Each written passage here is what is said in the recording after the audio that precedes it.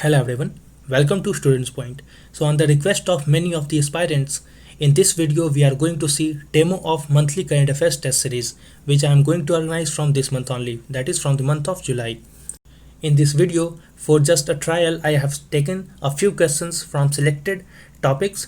It will give you an idea that how the test will look alike, and many of you as already have enrolled into the monthly current affairs test series. So after having this demo, many of you will be assured of the quality and the quantity of this test.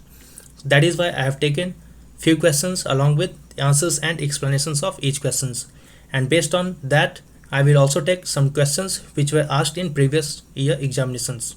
So let's begin. We are beginning with the science and technology test. We will take a few questions only from this section. Let's see the question now. The question is about dexamethasone. Dexamethasone drug was in news. So consider the following statements about it. Let's see. Dexamethasone drug to be used only for COVID-19 positive patients who require oxygen support. Next statement is dexamethasone is a type of corticosteroid medication. And the third statement is a steroid has immunosuppressant and anti-inflammatory effect. See here, all these statements are correct. Even in daily current affairs video, we have seen a little fact about dexamethasone, but here we will get to know in detail each and every detail about dexamethasone so that no statement about this dexamethasone can remain unaware of your mind.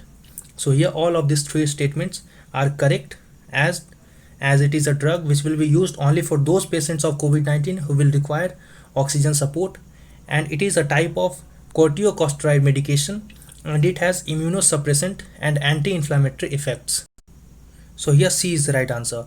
And a similar type of question was asked in UPSC 2019 prelims examination. The question was, what is Cas9 protein that is often mentioned in news? See, in 2019 Cas9 protein was in news. That is why UPSC simply asked that what is Cas9. So the answer was, it is a molecular seizure that is used in targeted gene editing.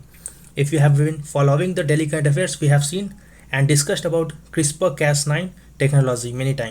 So this is how UPSC asks questions of current affairs, and if you are preparing for current affairs at this level, then you can appear in any of the government examinations, be it UPSC prelims examinations, PCS, SSC or any other government examinations. You will be able to solve questions of current affairs in a very comprehensive manner, as we will discuss each and every questions in very detail.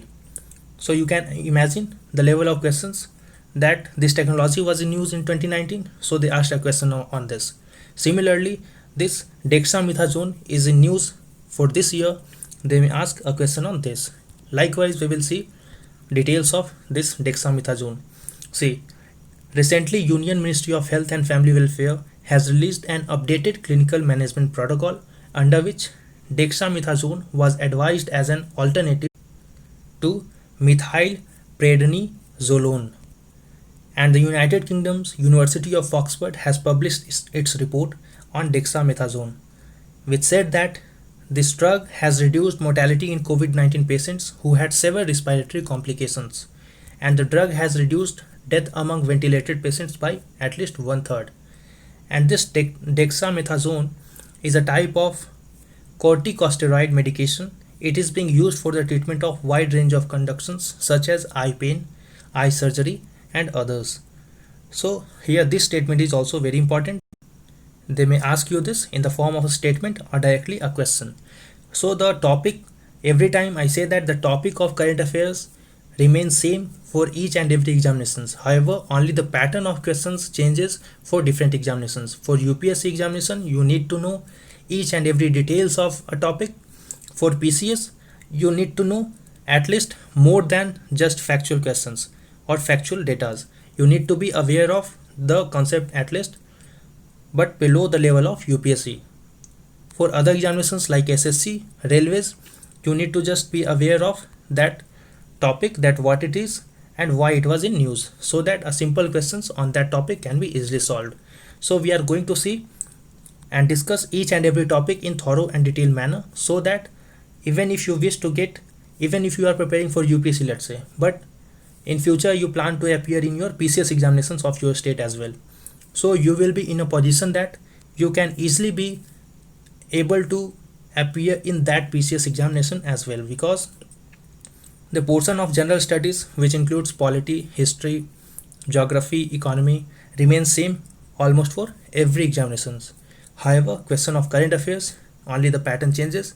But since you have discussed all these current affairs topics in detail, you can easily appear in other government examinations as well, as and when you wish to. Let's see the next question now. Consider the following statements about IN space. See, IN space will be an autonomous nodal agency under the Department of Space. This statement is correct. It stands for Indian National Space Promotion and Administrative Center. See, here is the trick. This is how UPSC and other examinations confuse you. This Indian National Space Promotion is correct, but this is not administrative. So the word is not administrative, rather it is authorization. So let's see how questions may confuse you by changing a simple term only.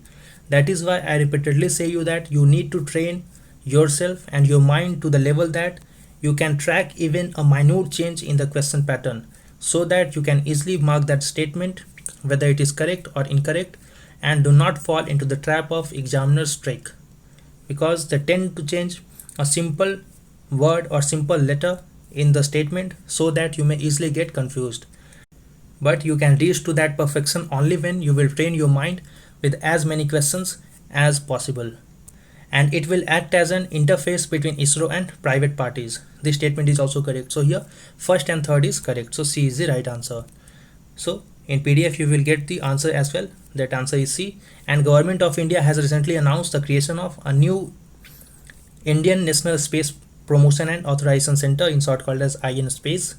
And IN Space will act as a single point interface between ISRO and everyone who wants to participate in space related activities or use India's space resources. See, a similar type of question was asked in UPSC again in 2019. I have taken here questions of only UPSC 2019 to show example that how questions are asked. As in other government examinations, you will see questions of even simpler level. So you not need to worry if you are appearing in other government examinations.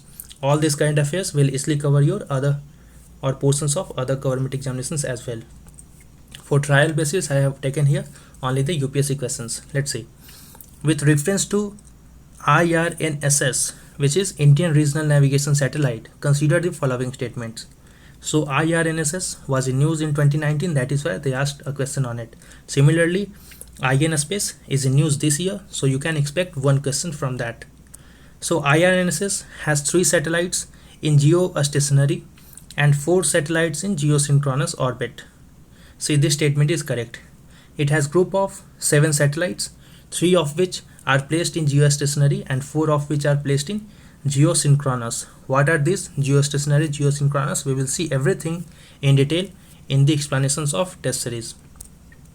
And IRNSS covers entire India, about 5500 square kilometer beyond its border. This statement is wrong. See, it covers only up to 1500 kilometer of the Indian subcontinent. So second is wrong. And third, India will have its own satellite navigation system with full global coverage by middle of 2019. Now, since second statement is wrong, the third is automatically wrong because it will not provide full global coverage. So only here first is correct. So here A is the right answer. So I hope you are getting an idea that how questions are being asked.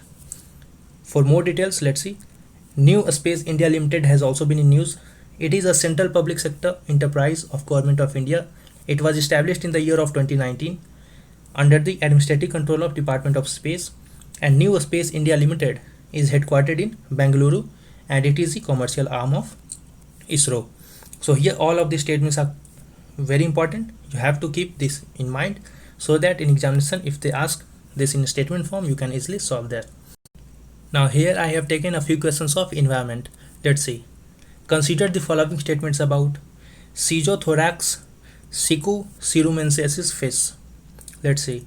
It has been discovered in Arunachal Pradesh. This statement is correct. It is also found in western and southern China, central and southern Asia. This statement is also correct. And they are mainly found in lakes, streams, rivers and highlands. This statement is also correct. So since here all of the statements are correct, so C is the right answer, that is 1, 2 and 3. And recently a new fish species called as Schizothorax sicusurumensis has been discovered in Arunachal Pradesh. Its name has been derived from the name of the river from where it has been found, that is River Sirum and River Siku. And there are more than 65 species around the world that are recognized under this genus. Similar questions are being asked in UPSC and other government examinations related to new species if they are found in any parts of the world, particularly in India. They tend to ask that which species has been found, from where they have been found, and the habitat related to that species. So similar questions has been asked many times in UPSC and other government examinations. So you can remain aware of such species and questions. The next question now, 30-30 rule is related to. So see, whenever a new concept or a new terminology in news in any year, UPSC and PCS level examinations tend to ask that question very frequently. And the questions which are asked in UPSC, let's say for any year, it is seen that generally PCS tend to follow those questions either in that year, in later months, or in the next year.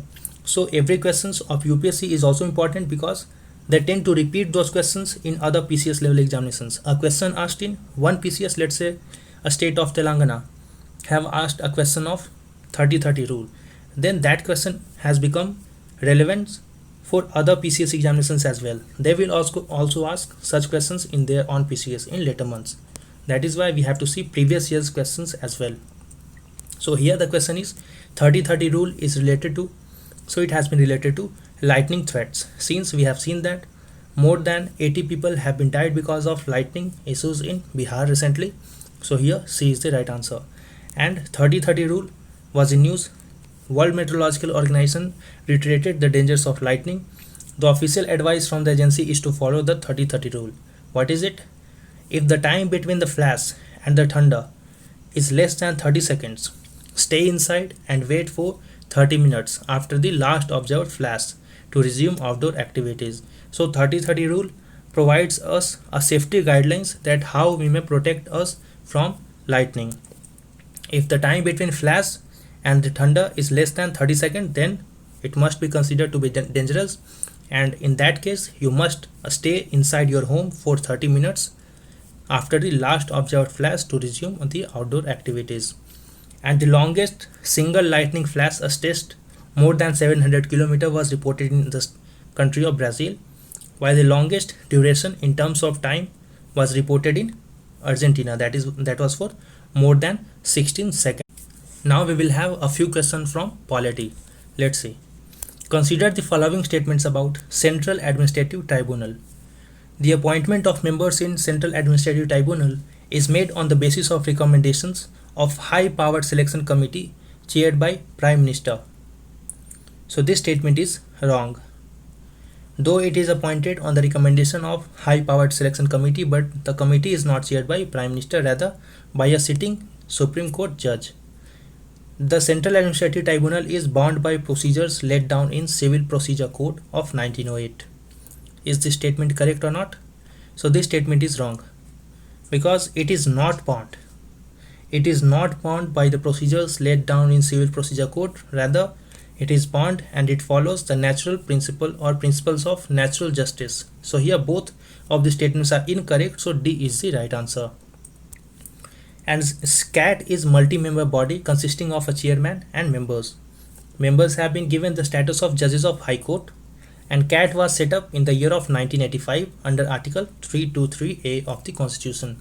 So Article 323A of the Constitution provided Parliament the power to constitute Central Administrative Tribunal. Following that power, Parliament passed an act in the year of 1985. Thereafter, a CAT body was formed. So CAT remains a statutory body, not a constitutional body, because it was constituted after passing a law by Parliament, not by the Constitution itself. Article 323A provides only the power to Parliament to make such an body, and its principal bench is at Delhi and additional benches in different states. At present, the sanctioned strength of CAT is chairman and 65 other members, and the appointment of CAT is made on the basis of recommendation of a high-powered selection committee chaired by sitting judge of Supreme Court, who is nominated by Chief Justice of India. And after obtaining the concurrence of Chief Justice of India, appointments are made by the President. Remember that the high powered committee is chaired by a sitting judge of Supreme Court. That sitting judge of Supreme Court is appointed by Chief Justice of India, and after recommendation of that high powered committee, appointments are made by President in concurrence or with approval of appointment committee of the cabinet. I hope you will remember this much facts. And they hold office for a term of 5 years or until they attain the age of 65 years. But this is for the chairman. Chairman has a tenure of either 5 years or 65 years or whichever is earlier. While for other members, the tenure is 62 years. If they attain the age of 62 years, they will automatically retire, even if the tenure has not completed for 5 years. And please note that now, that is after the Supreme Court verdict in Chandra Kumar case of 1997, it is not possible for an aggrieved public servant to approach the Supreme Court directly against an order of CAT without first going to concerned High Court. See what earlier happened, that whenever an aggrieved public servant wanted to appeal against a judgment of Central Administrative Tribunal, they were to directly refer to Supreme Court. But now Supreme Court in Chandra Kumar case 1997 said that you cannot avoid or neglect High Court. So first you need to go to High Court, then you can only come to Supreme Court. And central government clarified that all service matters of employees of central government and Union Territory of Jammu and Kashmir and Ladakh will be heard by CAT bench of Jammu and Kashmir. That is why this body was in news. Now after having this much details about CAT, no questions of any government examinations, please mark my words, no questions of any government examinations can be left related to CAT, even if it is UPSC prelims, PCS prelims, SSC prelims or any others. However, for other examinations, for 1 day's, let's say examination of railway, you just need to remember the name of chairman of CAT. That is the only thing you have to do for your own, because these are the things which keeps on changing, like chairman of different bodies keeps on changing, so you have to keep updated yourself, particularly before examinations. Let's see next question now. Who is credited with idea for RIC, that is Russia, India, China? Now since conflicts on Ladakh or western sector is ongoing between India and China, questions related to that become very important. And since India has joined the virtual meet of RIC, question related to it again is very important. So the idea was given by Yevgeny Primakov. So here C is the right answer. And he was Russian politician, diplomat who was also the Prime Minister of Russia from 1998 to 1999. And RIC is a strategic grouping to counterbalance the Western alliance. The group was founded for renewing old ties with India, fostering the new discovered friendship with China. And RIC meet in 2020 was organized to mark the 75th anniversary of end of World War II and foundation of United Nations. So they may even ask you the purpose of RIC 2020 meet. The purpose was to mark 75th anniversary of end of World War II. Let's see quickly next question now. Consider the following statements about a structure in Indian Army. See, command is the largest static formation of the army. Corps is the largest mobile formation. This statement is correct. You must have heard in news the terms like Western Command, Eastern Command. So command is the largest static formation of army.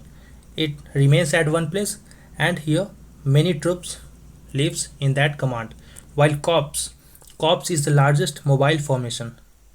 Mobile here means this troop keeps on moving from one place to another based on the need on that area.